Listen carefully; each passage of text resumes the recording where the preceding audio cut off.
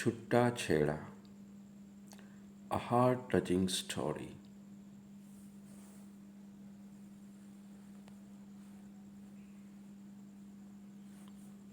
When I got home that night, as my wife served dinner, I held her hand and said, I have got something to tell you.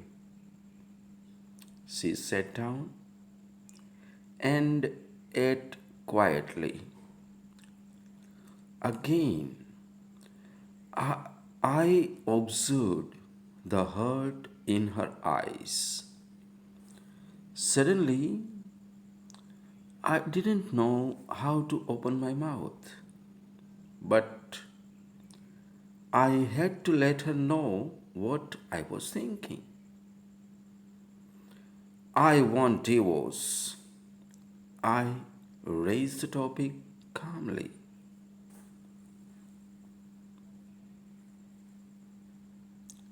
She didn't seem to be annoyed by my words. Instead, she asked me softly, why? I avoided her question. This made her angry. She threw away the chopsticks and shouted at me, you are not a man. That night, we didn't talk to each other. She was weeping. I knew she wanted to find out what had happened to our marriage. But I could hardly give her a satisfactory answer. She had lost my heart to Jane. I didn't love her anymore. I just pitied her.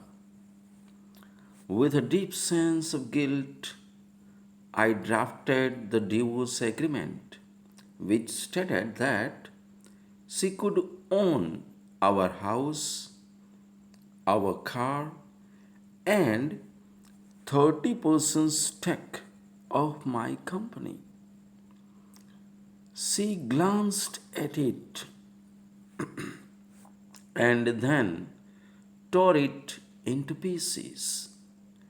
The woman who had spent 10 years of her life with me had become a stranger. I felt sorry for her wasted time, resources, and energy, but I couldn't take back what I had said, for I loved Jane so dearly.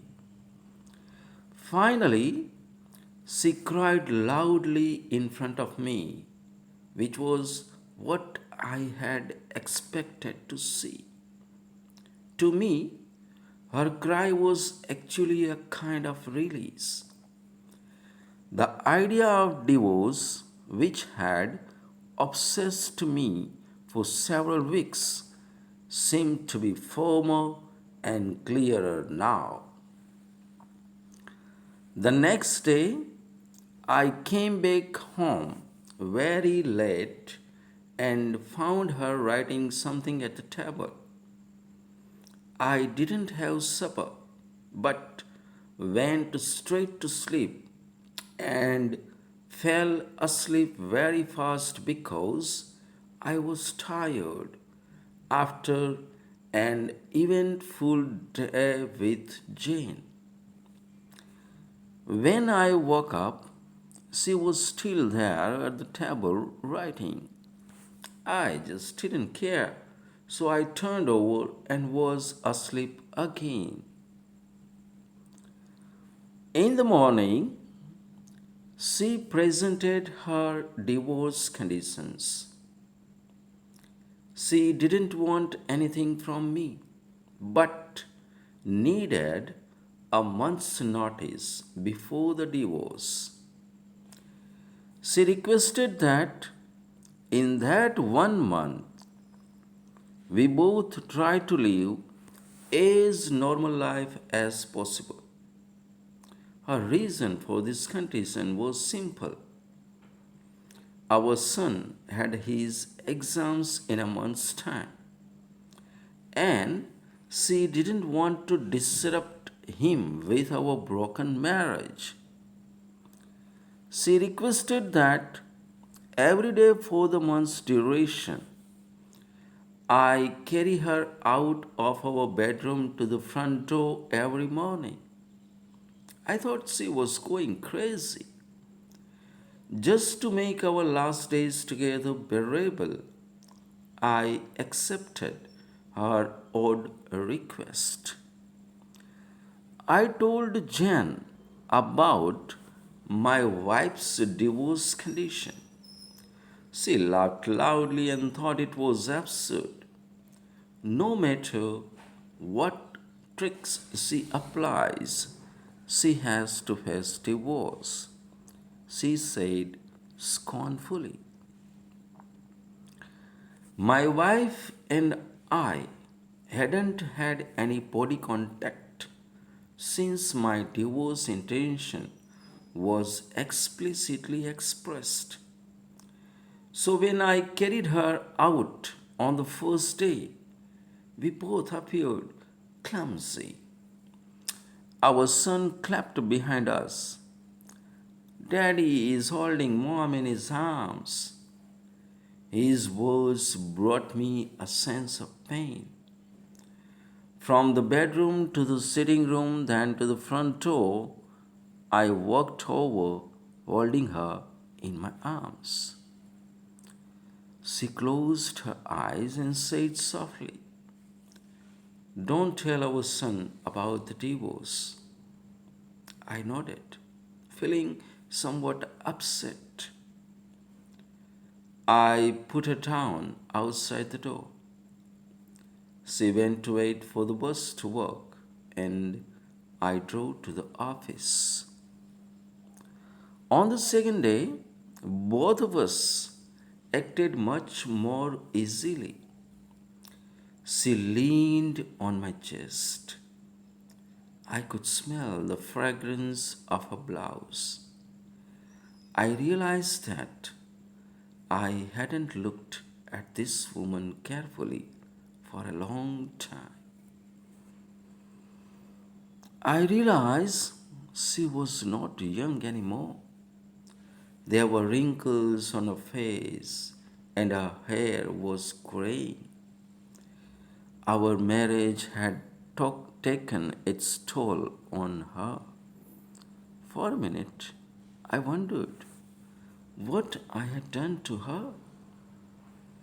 On the fourth day, when I lifted her up, I felt a sense of intimacy returning. This was the woman who had given 10 years of her life to me. On the fifth and sixth day, I realized that our sense of intimacy was growing again. I didn't tell Jen about this. It became easier to carry her as the months slipped by.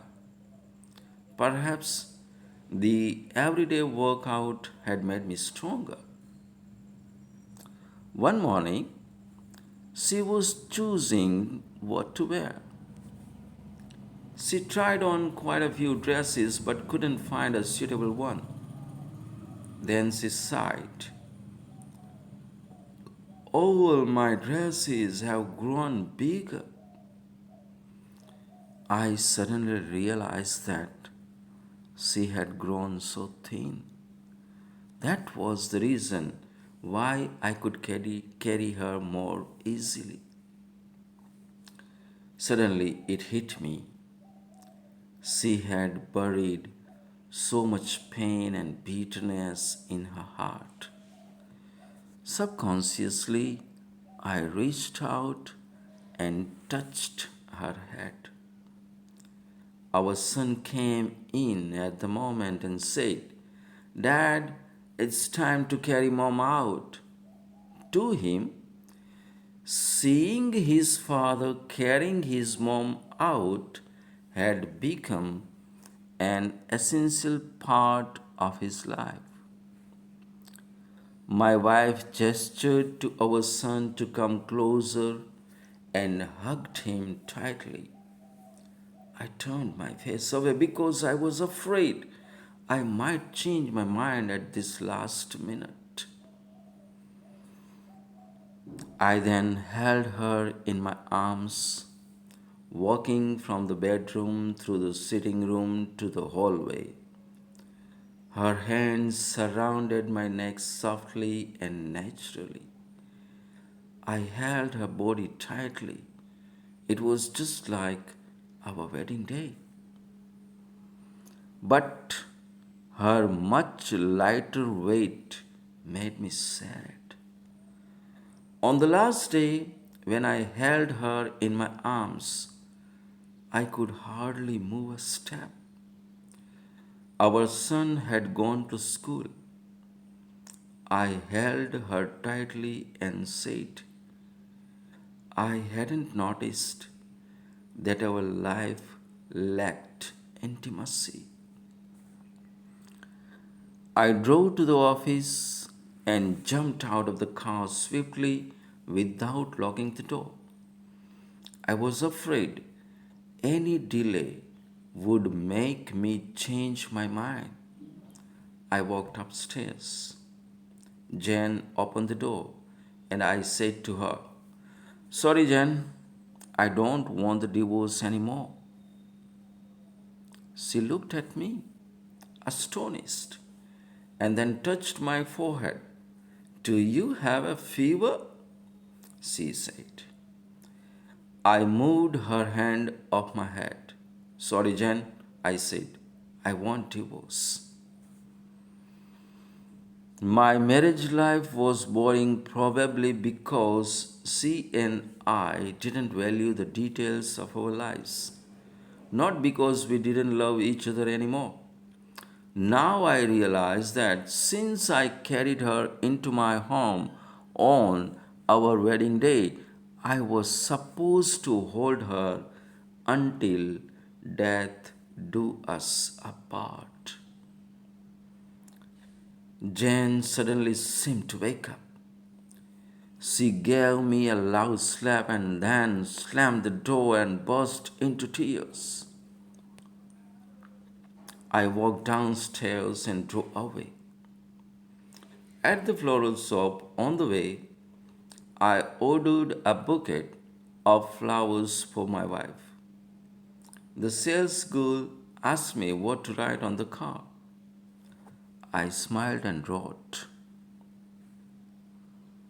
I will carry you out every morning until death do us apart. That evening, I arrived home, flowers in my hands and a smile on my face. I ran upstairs only to find my wife in the bed, dead. My wife had been fighting cancer for the months, and I was so busy with Jen to even notice. She knew that she would die soon and wanted to save me from whatever negative reactions from our son in case we push through with the divorce. At least in the eyes of our son, I am a loving husband. I hope you have enjoyed the story. Thanks for watching.